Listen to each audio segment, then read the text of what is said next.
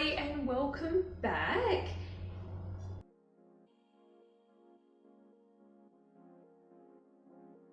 In this video we're going to teach you how to make sauerkraut, finally! Now it is one of the most simple fermented foods that you can make. All you need to make it is some cabbage and some really good quality salt. I personally use Himalayan pink salt, but you can use really high quality French salt, Celtic salt. There's a lot of really great local salts if you just look. So be sure to do a bit of research before you dive in. Do not use table salt. You really want a high quality salt, just purely because it has a lot of extra added minerals to it. So it's just going to enhance your fermented produce. So normally I would use one full head of cabbage, but unfortunately the markets, they didn't have any really big heads. So I've got these tiny little heads of cabbage here, which are only $1 each, so I suppose that was a bit of a bonus. So this, in my opinion, would equate to about one full head of cabbage. So we're just gonna pretend this is one full head of cabbage, okay? Now, first of all, what you want to do is you want to get a really nice big bowl so you can actually pop all your shredded cabbage in there and mix it up. So what we're going to do first is just cut up our cabbages, but one of the most important things you need to do is actually keep these outer leaves.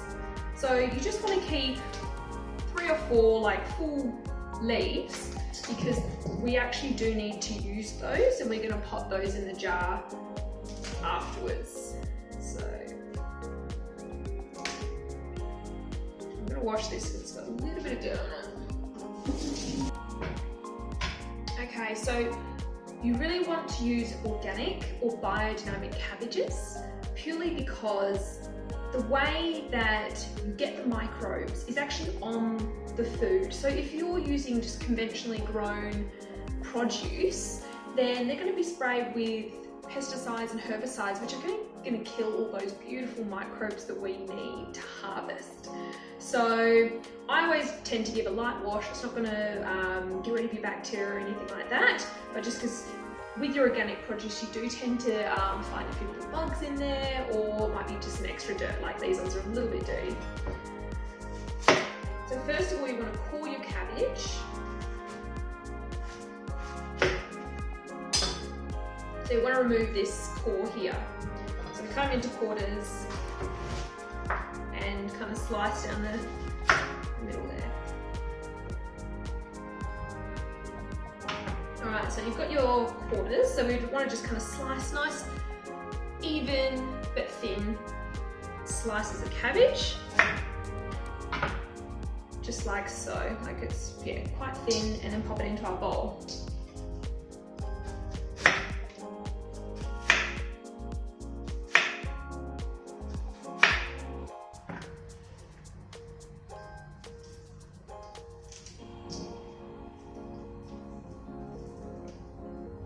Okay, so we've only chopped up one little cabbage, but normally what I do, when I get to half of that cabbage, it's all chopped up, you want to add 1 tablespoon of Himalayan salt, or whatever salt you choose to use, and just evenly sprinkle it over the cabbage. And what that'll do is it will start to draw out some of the liquid from the cabbage and kind of ease the process a little bit.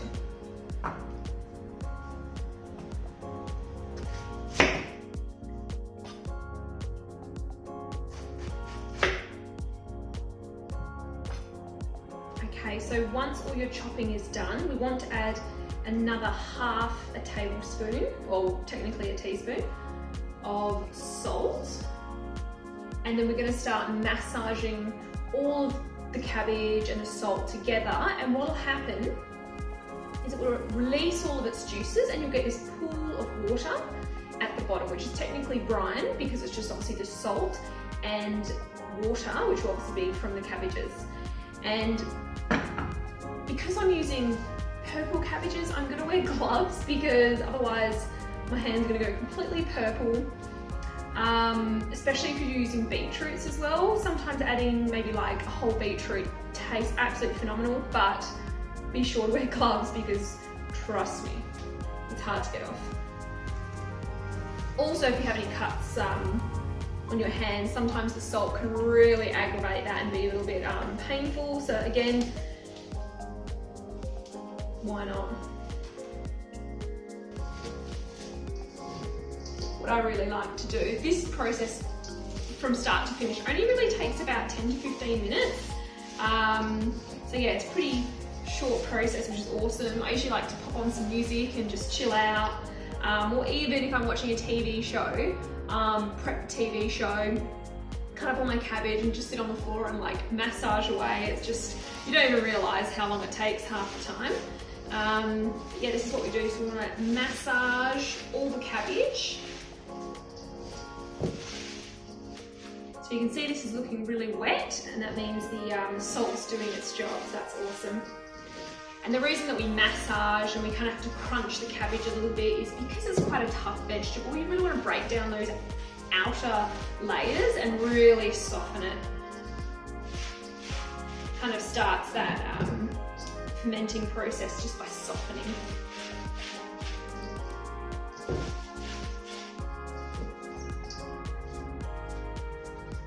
If you find you're not actually getting enough liquid, you can just add another little sprinkle of salt just to kind of get a little bit more liquid out.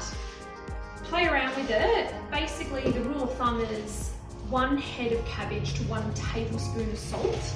I tend to use probably 1.5 tablespoons all the time, just purely because sometimes you might have a slightly bigger cabbage. If it's relatively small cabbage, then yeah, 1 tablespoon will be fine. But you're really just using your intuition here a little bit, but never use less than 1 tablespoon because you really want that salt to inhibit any bad bacteria growing.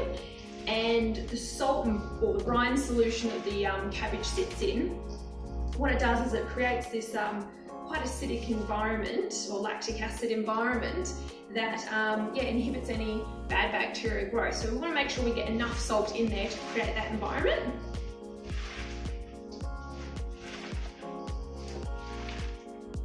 So you can hopefully see a little bit of that liquid dripping down there. That's what we want. So we just got to keep going for a little bit longer. All right, that's looking pretty good. So what I want to show you is this pool of water down below. So we need just a little bit more than that. So we just need to keep going for a little bit longer, but I'm just going to let that sit for a moment and get my jars ready, because that'll continue to kind of draw out a little bit of liquid as we go on. Okay, so at this point we've got our massaged cabbage. This is the point that you can flavour your sauerkraut. Now, as I mentioned before, one of my favourite flavour combinations is red cabbage and shredded beetroot. So I would probably only put 1 shredded beetroot in this, and it just gives it this different dimension of flavour. So this is where I would add that shredded beetroot. If you wanted to add other things like carrot or herbs, a really traditional recipe of sauerkraut is actually white cabbage and caraway seeds. So you would just sprinkle over your caraway seeds at this point, mix it all through, and then we're going to pop it in the jars. So I'm actually not going to flavour this because I do really enjoy the red cabbage as well. So I will show you how to jar your sauerkraut. So I've got 2 different types of jars here. I've got, this one's a wet jar. This is a German brand. It's just absolutely awesome. A lot of people have really fancy fermenting crocks, but these work just as well. Plus they're super versatile because they actually come with like a plastic cap.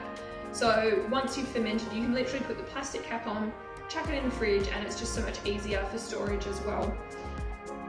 So this one's a Fowler and Vacola jar. So it's a slightly different brand, but they basically do the same thing. They have an airlock to them. So you'll see this has got a little rubber seal here. The lid actually comes with a rubber seal on this one, and then you clip the lids down. So it really doesn't matter. You can ferment with a mason jar, but again, you've just got to burp the jar to release a bit of the gas. But yeah, these work perfectly. Oh, this is also a really nifty tool as well. It's actually for making jams and sauces, but I make a ton of mess when I'm making sauerkraut. right, so this is just perfect for reducing a look at that mess.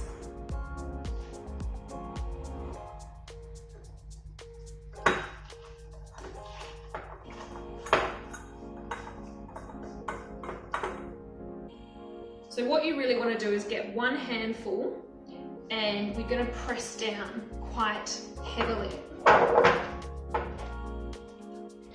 You really want to make sure that's nice and compact. So with each handful compressing, and I'm doing this over 2 jars just because I ran out of my big jar. But the small jars are great because you can give them away to friends, they're easier for storage, so use what you have. You don't need any fancy equipment.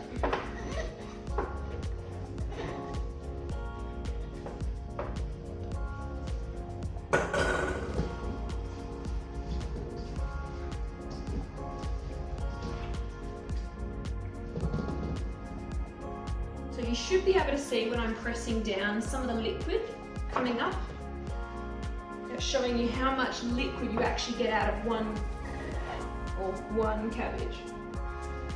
So can you see all that liquid there with a little bit of foam on top? That's perfect, it's just what you want. So at this point, this is where we use our leftover cabbage leaves. This is why it's so important to actually remember to peel your leaves off. Because what we're going to use is this to actually hold all of these cabbage down underneath your brine. Now, I've done this 1,000 times, so I make it look a little bit easy, but I take a bit of practice to kind of do this really well. So what you want to do is kind of use your fingers and tuck the cabbage leaf so it's nice and snug and holding every little floaty underneath that brine.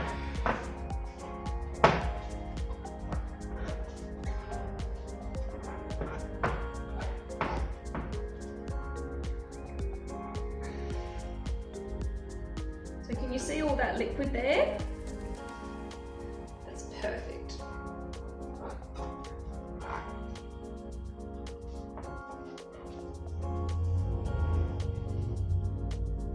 So there's plenty of liquid in both of those.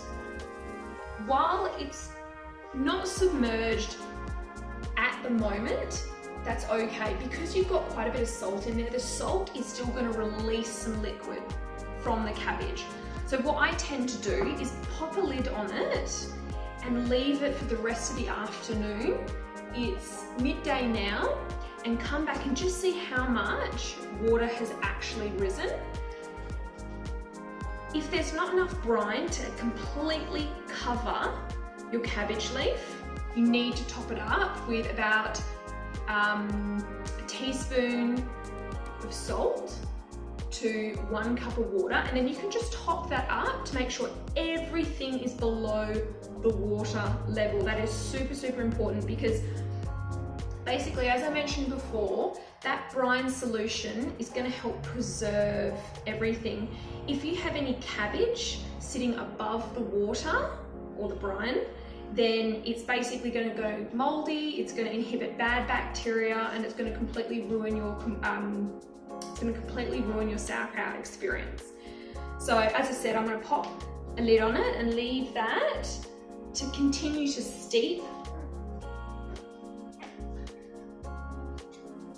And we'll come back to that later on this afternoon.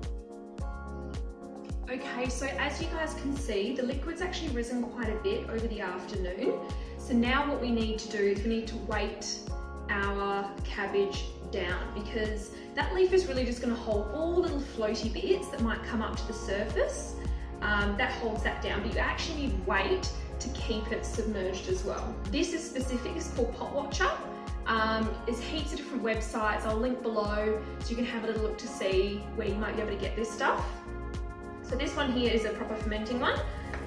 So we pop that in the jar, so that'll kind of give a little bit more weight, push everything down as hard as you can. And if that's not enough, use a candle holder. Quite simple. So this is just a nice big chunk of glass basically. And that'll hold that nicely there. And again, always make sure you don't have any little floaty bits, because if you do have any little floaty bits, what's going to happen is they're going to oxidize. If there's, then they're going to go moldy, which can ruin your brew. So we don't want that. We don't want any floaty. So if at any time over the course of a couple of weeks it's taken to ferment, you see any little floaty bits, you just want to actually take those, get a spoon and just take them out.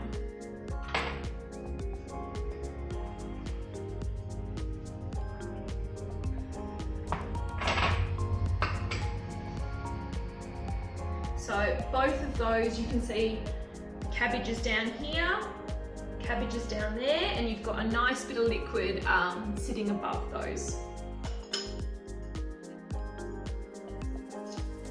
Now they do only actually come with 2 clips, but you can buy more packs of clips, and I like to use 3 because it actually just gives a better seal.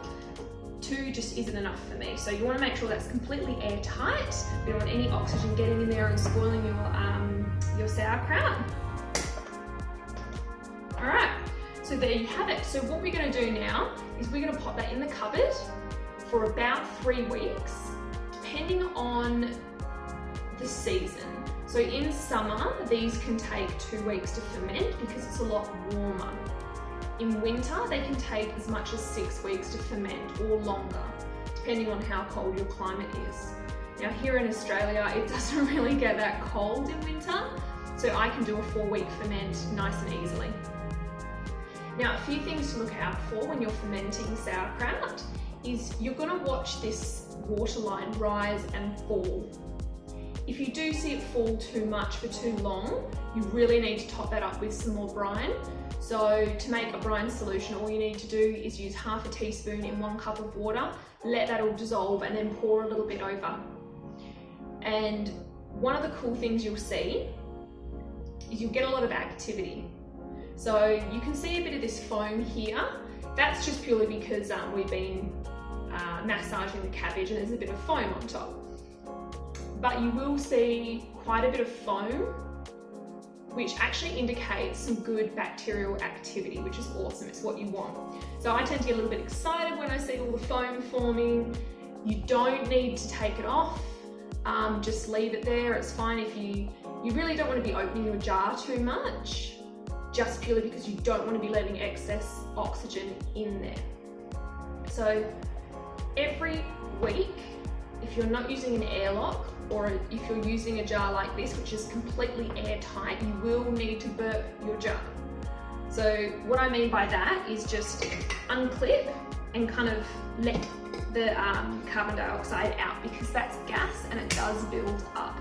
So with the Fowler's jar, you just want to crack that, and same as this one, you really just need to crack one of the clips on your wet jar, and that will release a bit of gas, and you should be able to hear that as well.